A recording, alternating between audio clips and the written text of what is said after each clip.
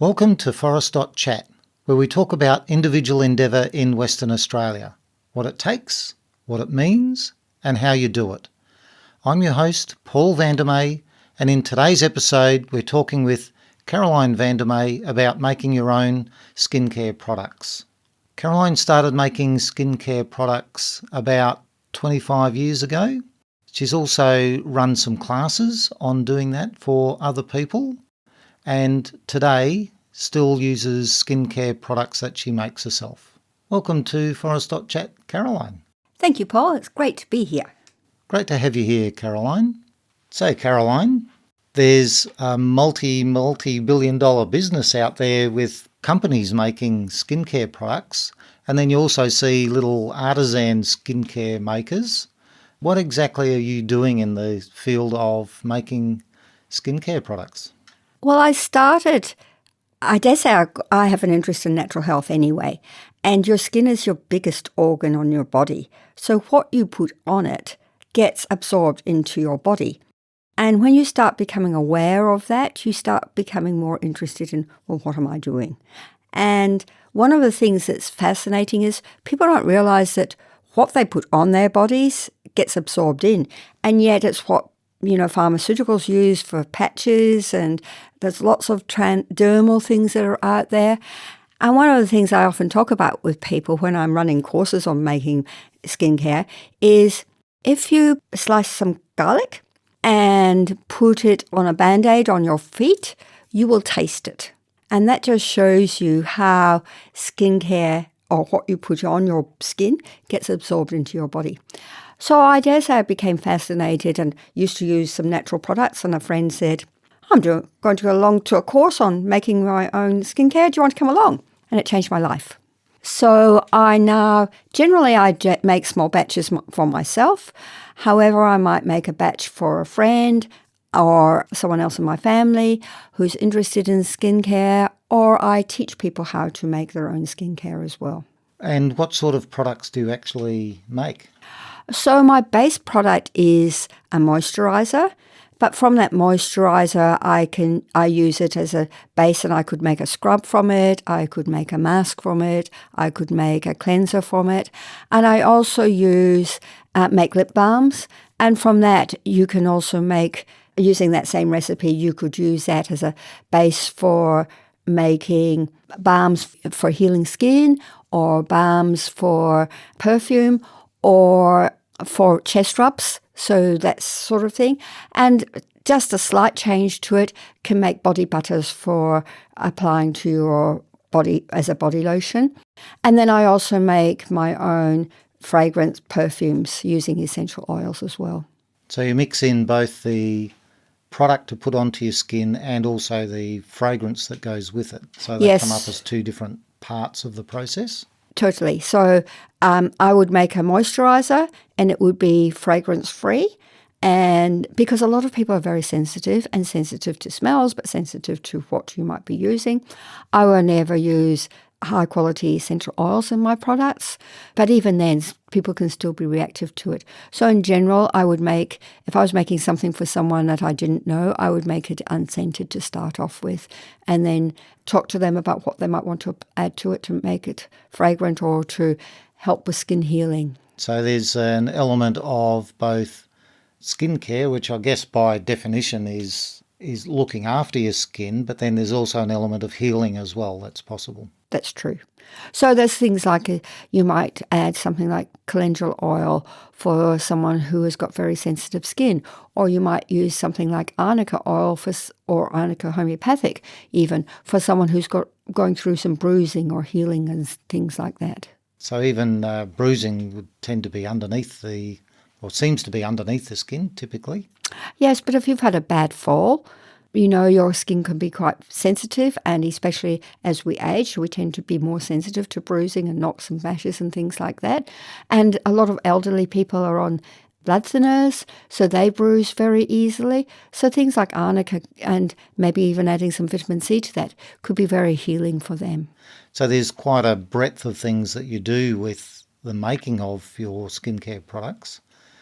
Caroline, what does it take you to make skincare products? Well, it's interesting. So I've been making these for close to 25 years. And every now and then you go, I'll just go and buy something. And you go to the shops or you go online and you look at what's in products and you go, oh my goodness, people are putting this stuff on their body or on their face even. And one of the most used products that I often talk to people about, and I talk to people when I'm doing training courses and workshops on it, is glycerin.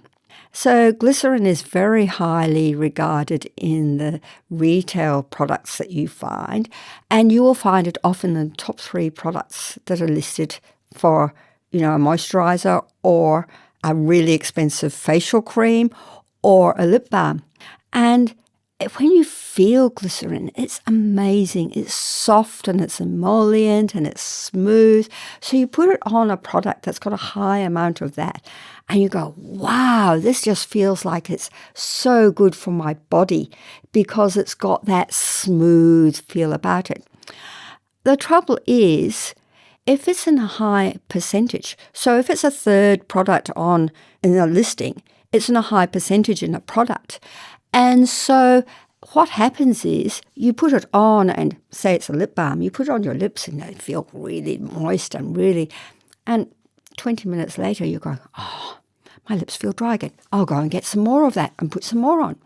Because what's happened is the glycerin has actually taken moisture from your skin and it actually dries it out. So it's great as a retail product because people are using it lots. But when you start understanding what's actually going into the product, you start realizing what they're doing.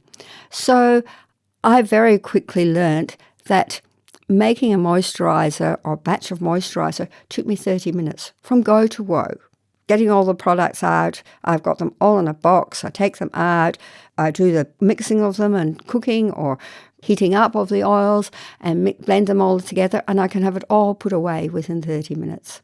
So it doesn't take a lot to do it once you're organised.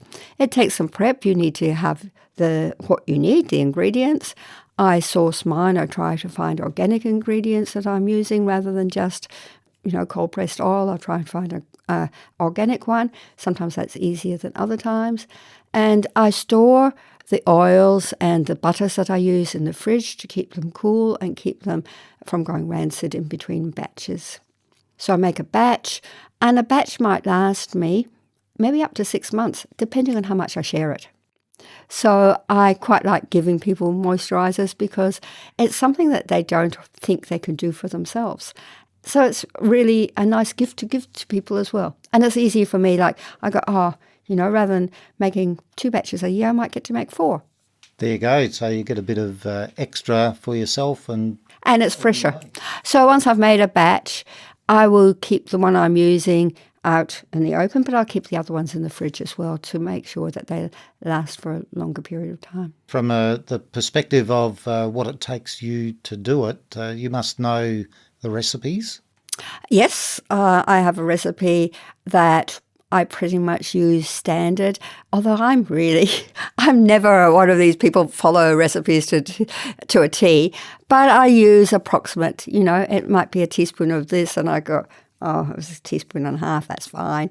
I don't tend to be, I'm using high quality ingredients. I don't mind that, sometimes I use a little bit extra in it. An extra bit of shea butter is just going to make the moisturiser feel that bit nicer. And then you've got to have the ingredients. Yes. So I source the ingredients and that could be from a wholesaler, it could be from Etsy. It depends on what I'm searching for and what's available out there. So it's a combination of you need some oils, you need some water, and you need something that's going to mix the two together because the two don't mix. You ever put oil and water together? That doesn't really mix. Okay, so you need something that'll help blend the two. You heat them up and mix them together. And it's pretty much as simple as that. Pretty much as simple as that. Well, Yes. Our last question is going to be pretty short. So we've talked about what it takes to make your own skincare products. Let's have a break now, and after the break, we'll talk about what does it mean.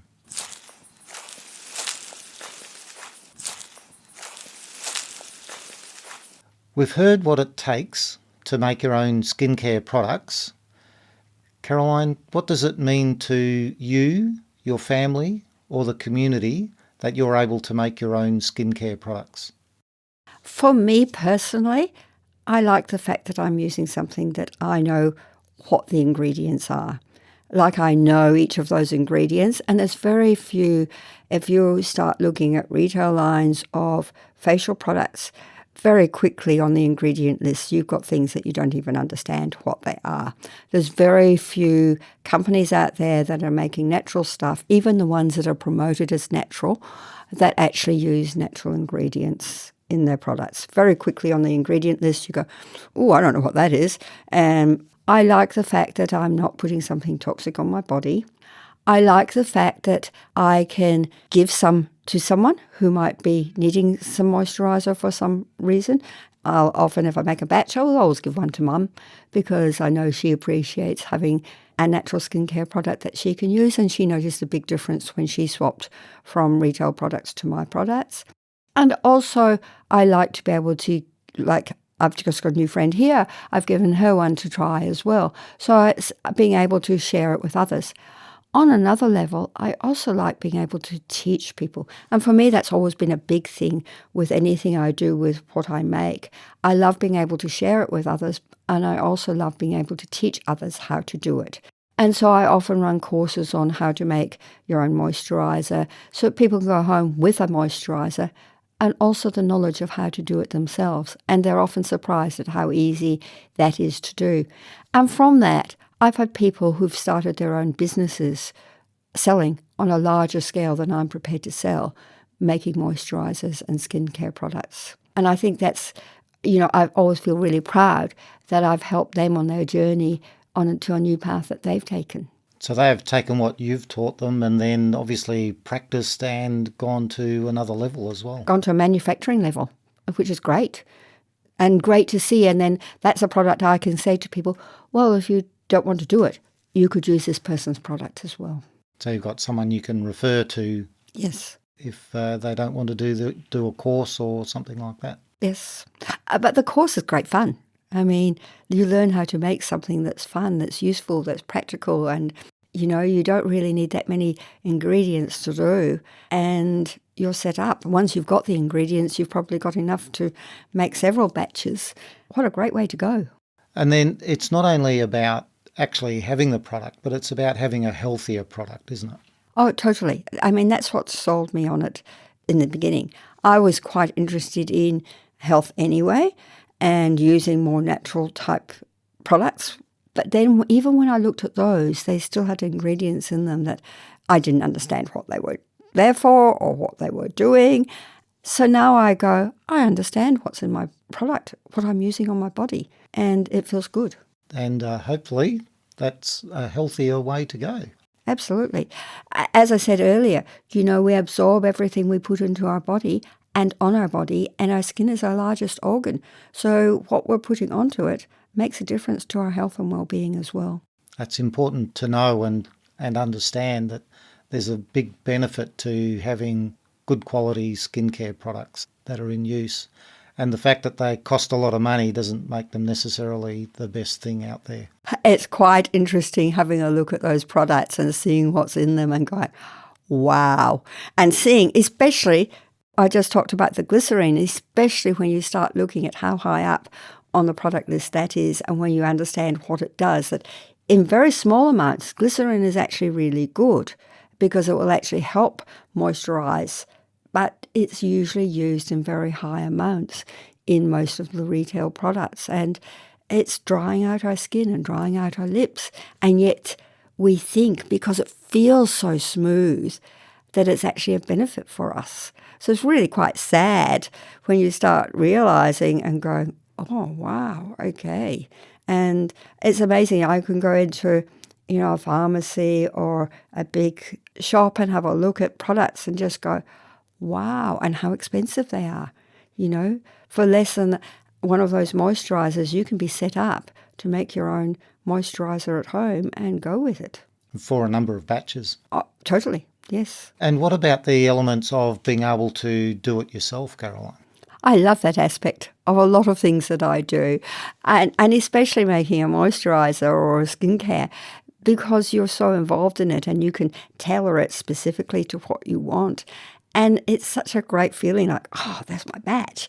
And, usually my batches are 5 jars. So I can target one for more healing of my skin or my face or my body, or, like I was talking about bruising, so I can put one that's more targeted that way, or I can leave them unscented for people that are very sensitive as well. So, but it's nice to be able to go, oh, I just did that. Yeah, it's very important to be able to do something and achieve it. It's very good for your self-esteem and for your just general joyful being. Totally. And to go, okay, it's taken me 30 minutes from go to woe to do that and have such a great product at the end of it. That you can feel good about. Absolutely. So there's a lot of positive meaning that comes from being able to make your own skincare products. We'll have a break now, and after the break, we'll talk about how you do it.